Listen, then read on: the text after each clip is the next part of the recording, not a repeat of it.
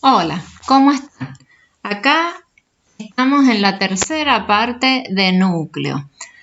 Entonces vamos a retomar el núcleo de una transformación lineal partiendo de la definición.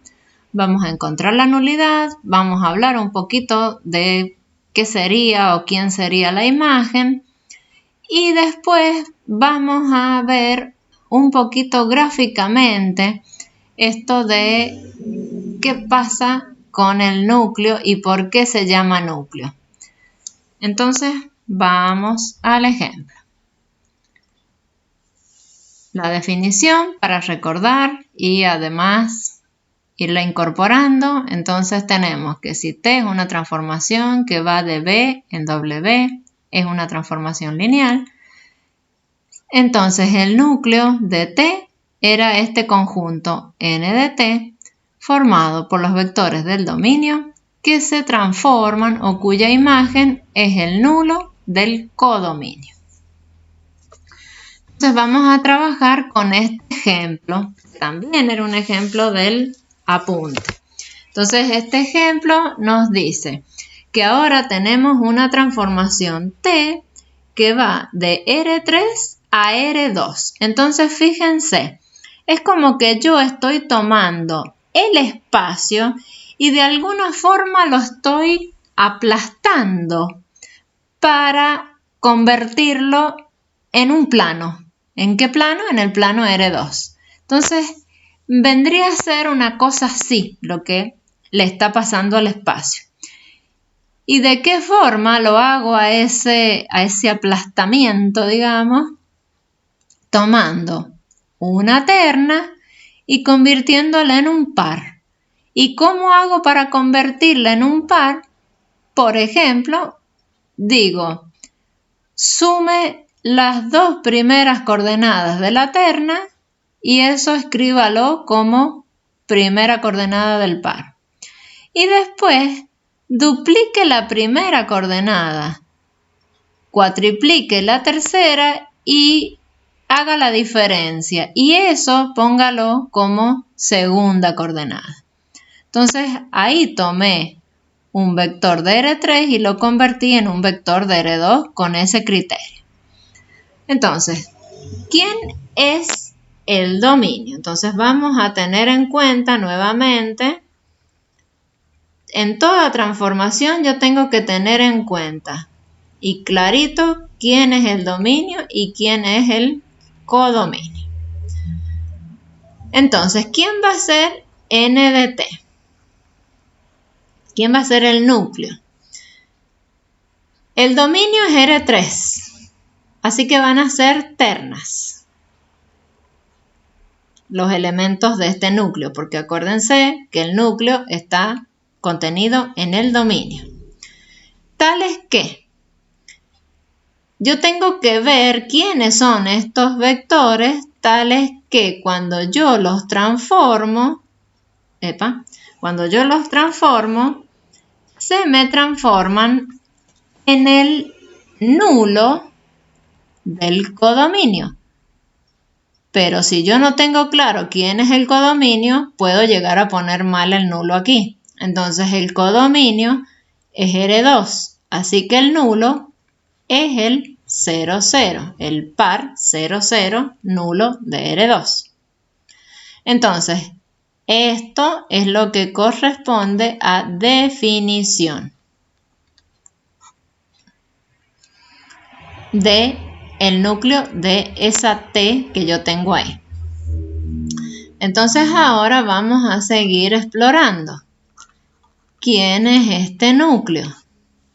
Es el conjunto de las ternas tales que, y ahora en lugar de del T de X y Z o el T de la terna, voy a poner esta expresión. Entonces voy a poner X más Y 2X menos 4Z igual al 0, 0. Entonces, ojo, fíjense que es muy fácil cambiar un signo, cambiar una variable. Entonces tengan cuidado, cuando copian de aquí a aquí, tengan mucho cuidado. Bien, entonces ahí lo dejo en stand-by. ¿Por qué? Porque ahora tengo que decir un par igual al otro par, entonces elemento a elemento van a ser iguales. Entonces yo voy a sacar que x más y es igual a 0 y 2x menos 4z es igual a 0. Entonces ahí tengo un sistema que no está escalonado, así que yo tendré que escribirlo matricialmente. Me va a quedar 1, 1, 0, 2, 0, menos 4 por x y z, porque mis incógnitas siempre son estas que tengo acá. Esas van a ser mis incógnitas. Así que no se pierda ni que aparezca una incógnita más. Ni que se pierda una ni que aparezca una. Entonces, ¿qué va a pasar? Eso es escrito en forma matricial y yo ahora tendría que escalonar. Entonces vamos a escalonar.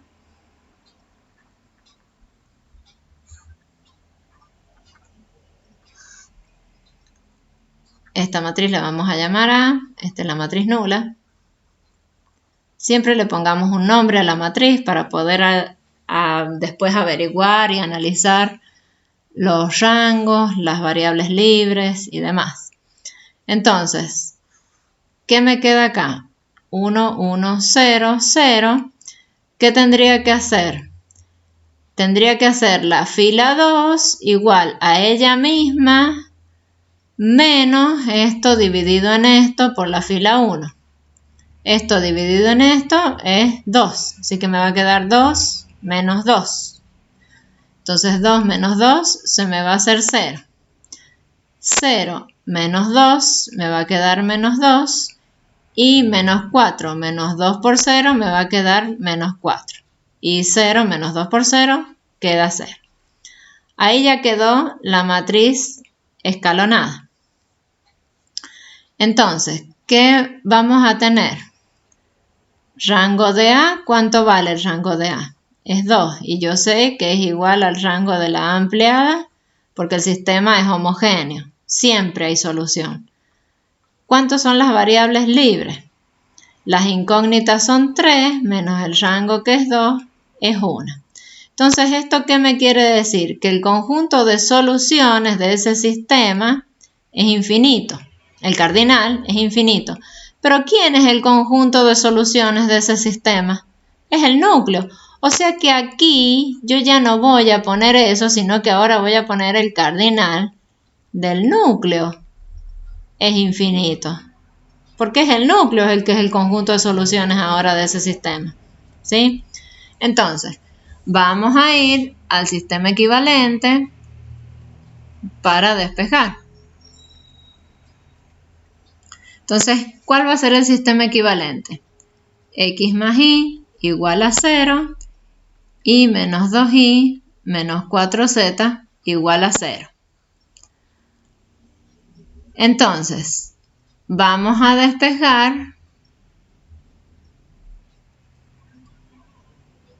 Me va a quedar menos 2y igual a 4z. Así que de aquí, ¿qué va a pasar? ¿Cuánto va a valer y? Y va a valer menos 2z. Entonces, esta z es mi variable libre, esa que estaba por aquí. Esa que estaba por aquí es esa z, esa es mi variable libre. De aquí, ¿qué me va a quedar? Que la x es igual a menos y, pero la y era menos 2z, así que esto me va a quedar menos 2z, así que me va a quedar 2z. Entonces ya tengo la expresión de la x y de la y. Entonces ahora retomo el núcleo que quedó en stand-by. Entonces el núcleo de la t, ahora ya sé quién es.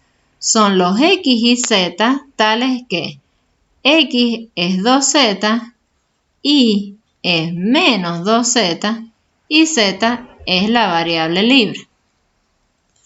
Eso es el núcleo. Pero yo, ¿qué más tengo que saber siempre? La nulidad. Entonces yo tengo que poder ver si ahora le puedo encontrar una base. Como tengo variables libres, yo ya puedo encontrar bases. O sea, ya salí del caso de que el núcleo es el vector nulo. Así que ahora le puedo hallar una base. Entonces, acuérdense que el número de variables libres a mí ya me está marcando el camino y ya me está diciendo, mire, la base va a tener un vector porque usted tiene una variable libre. Entonces a mí ya me está dando la pista. Entonces el núcleo de T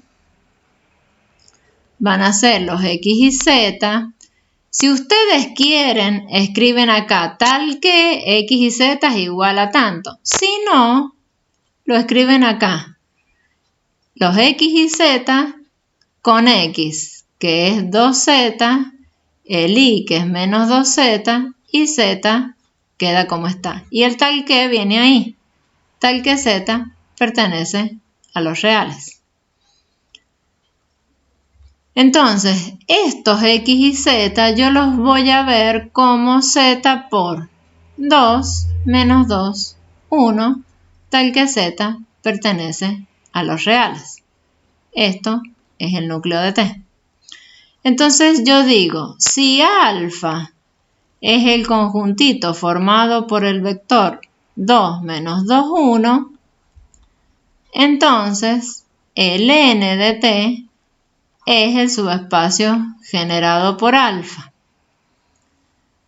Por otro lado, veamos ese vector, veamos si lo sacamos bien. Ese vector, ¿qué va a pasar si yo lo transformo? Se me tiene que transformar en el nulo.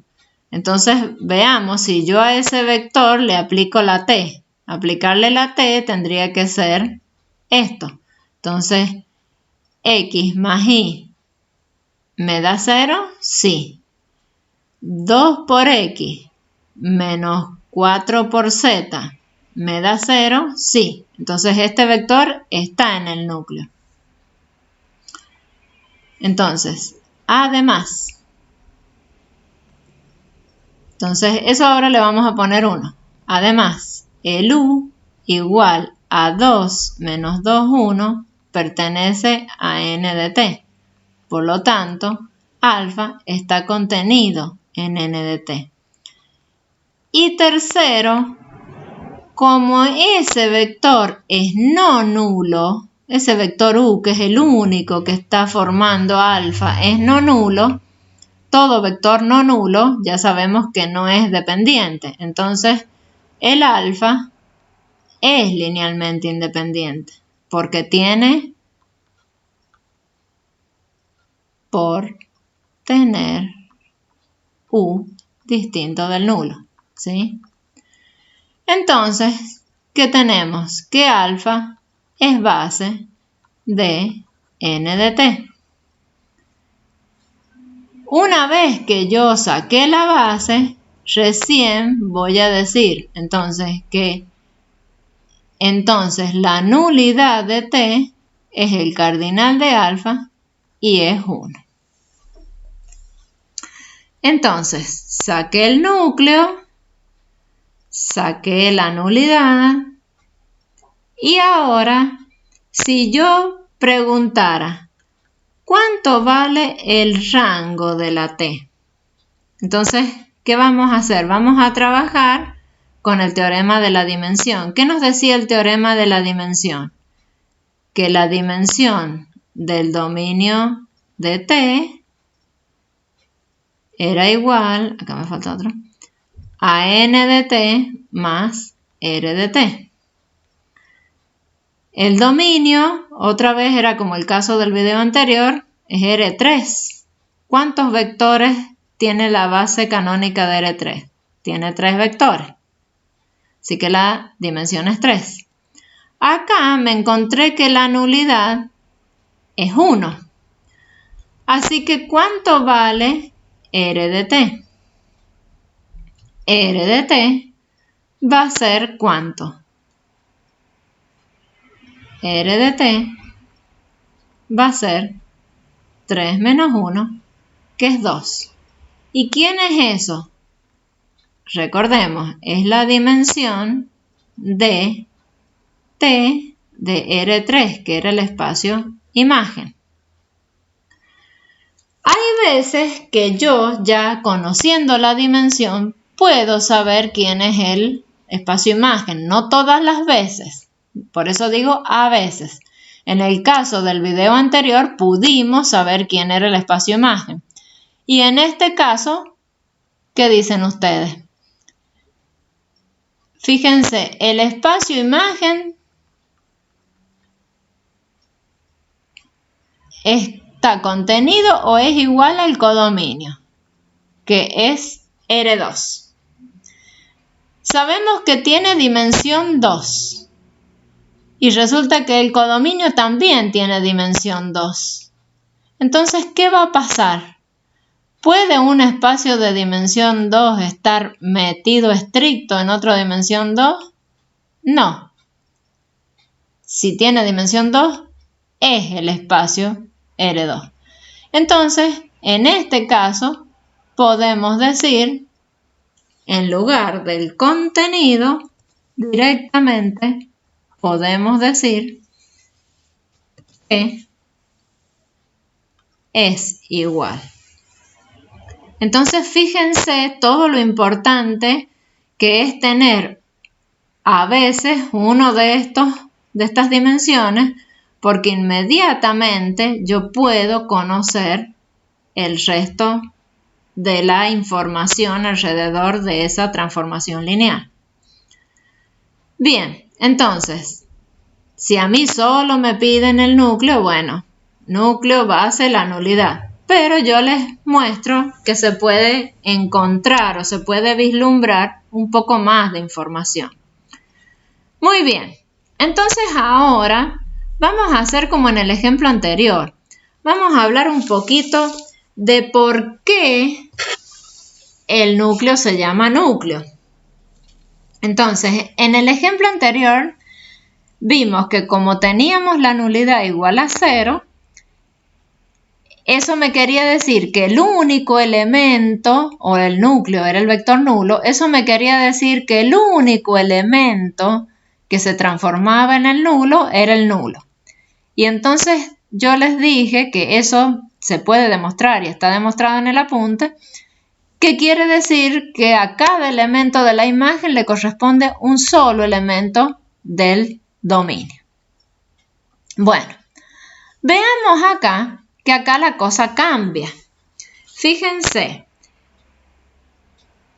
acá el núcleo me dice ahora que no es un solo vector porque tengo variables libres, o sea que tengo infinitos vectores. ¿Y esos infinitos vectores qué son? Son múltiplos de este vector. Si son múltiplos de ese vector, quiere decir que lo que yo tengo ahí es una recta, ¿sí? Este núcleo, geométricamente, es una recta en R3.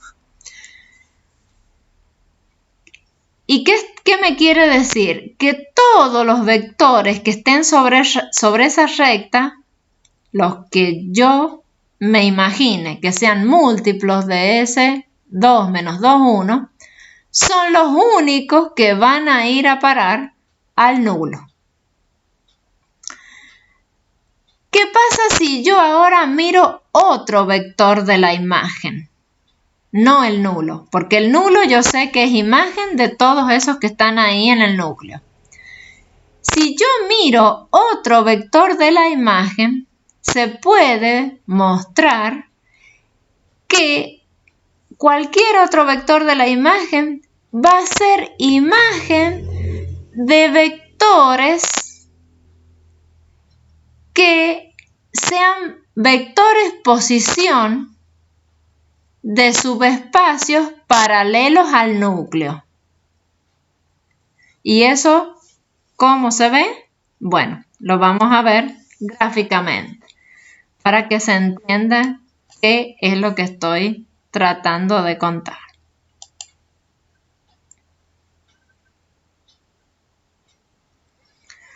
Entonces, fíjense, la transformación nuestra, entonces sabíamos que iba de R3 a R2 y tenía esa expresión.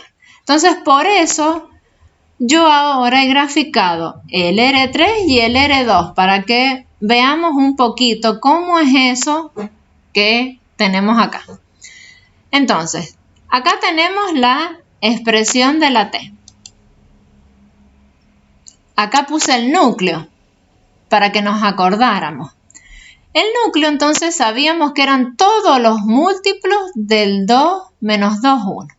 Entonces vamos a graficar ese vector, el 2 menos 2, 1. Es ese vector que está ahí. Si ustedes quieren, se puede mover para mirar un poquito más. A ver, vamos a mirar así. Ese vector es el 2 menos 2, 1.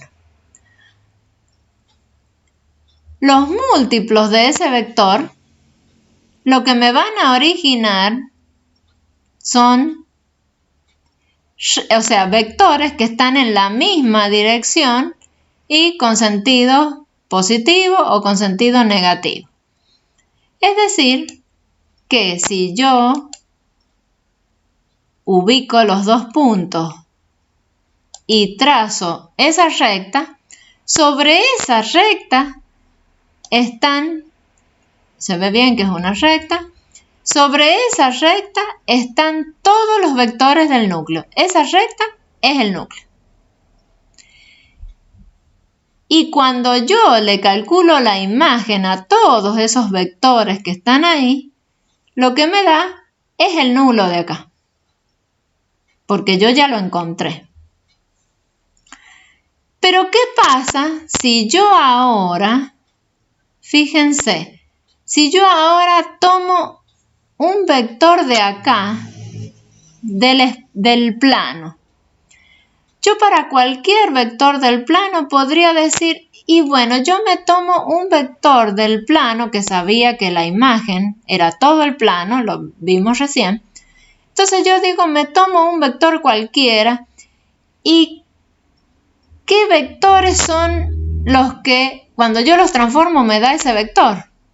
Bueno, si ustedes toman algún otro punto o algún otro vector, vamos a ir primero mirando de este lado.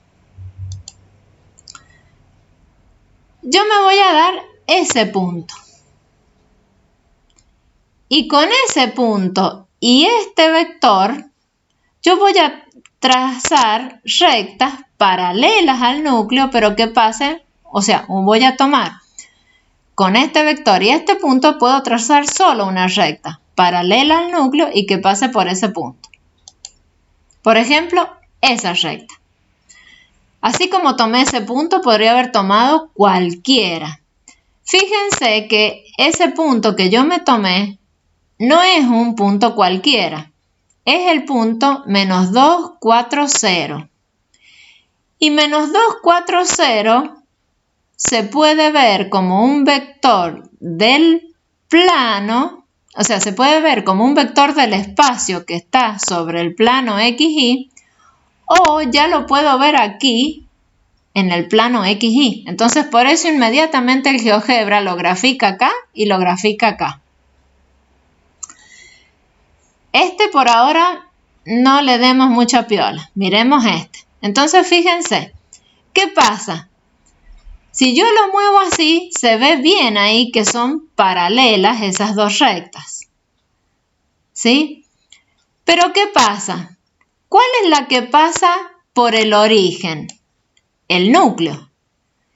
Ese es la única de estas dos rectas que es espacio vectorial, porque contiene al nulo. Esta ya no lo contiene al nulo, entonces eso ya no es un espacio vectorial. Cuando yo ya tengo algo que está volando fuera del nulo, se llaman espacios afines, ¿sí? Pero estos espacios afines, todos tienen un socio vectorial. En este caso, el núcleo es el socio vectorial de todas las rectas paralelas al núcleo que no toquen el nulo, ¿sí? Entonces, ¿qué va a pasar? Lo que está sobre esta recta ya no son vectores, son puntos, así como ese punto P. Pero estos puntos, ¿qué son de los vectores? ¿O cómo los puedo ver?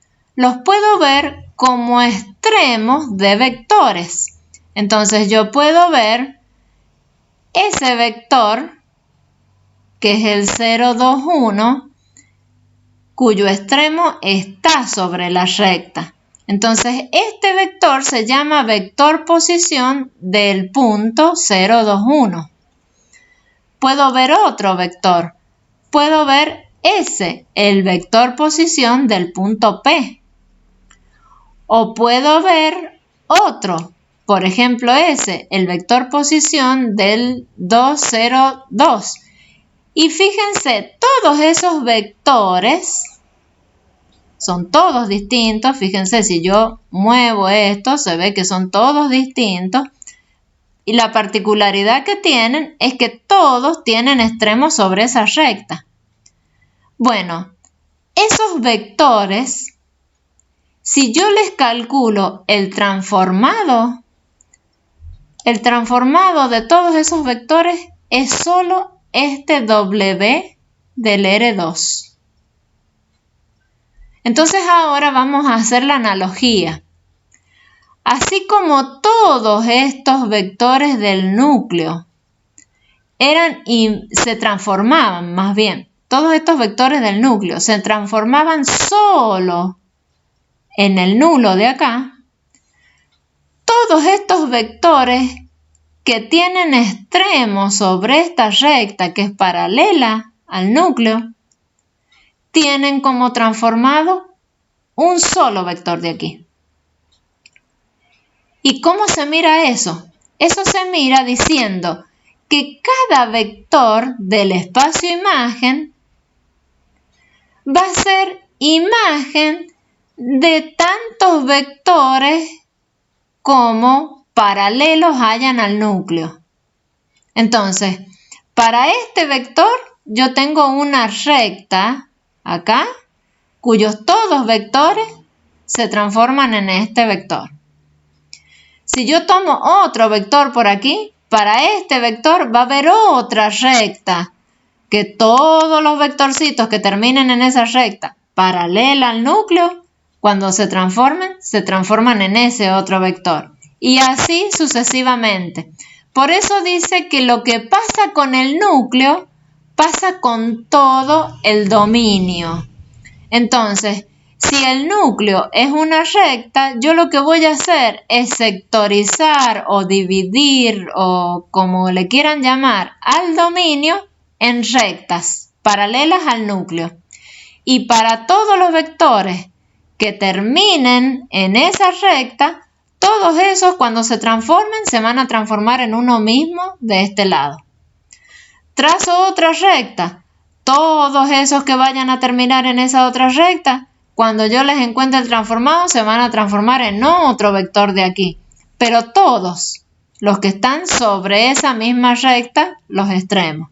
¿Sí? Entonces, eso es lo que quiere decir núcleo, porque me está diciendo cómo me va a afectar la transformación al dominio. Entonces, esta transformación lo afecta al dominio así por rectas, digamos. Trazo una recta, va a parar todos los vectores a uno solo de aquí. Trazo otra recta, todos esos van a parar acá. Trazo otra recta paralela al núcleo y todos van a parar a otro de acá, ¿sí? Entonces, por eso es que el núcleo es tan importante identificarlo y interpretarlo. ¿Qué es lo que pasa? Si ustedes, por ejemplo, se hubieran encontrado que el núcleo es un plano, entonces después para planos paralelos al núcleo, todos los vectores que estuvieran en planos paralelos al núcleo irían a un solo vector de la imagen. Y así vuelvo a cortar el dominio en otra feta. Imagínense como si estuviesen cortando un jamón en fetas. Entonces, para otra feta que sería otro plano, todos los vectores que terminan en esa feta van a parar a otro vector del dominio. Y así sucesivamente. Entonces, esa es la importancia del núcleo.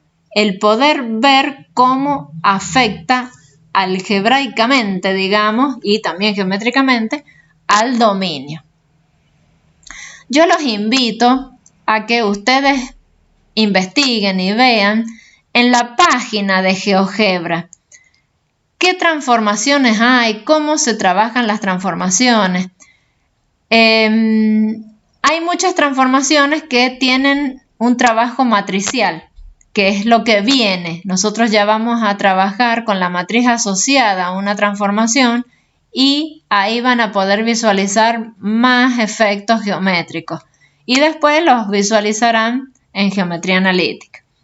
Bueno, entonces hasta acá sería esta parte de núcleo y esta parte de charlar un poquito de los efectos del núcleo sobre el dominio y sobre la transformación lineal. Es más, no son los efectos del núcleo, es cómo la transformación lineal tiene efectos sobre el dominio. Muy bien, entonces en los videos que vienen seguiremos explorando las transformaciones lineales. Hasta la próxima.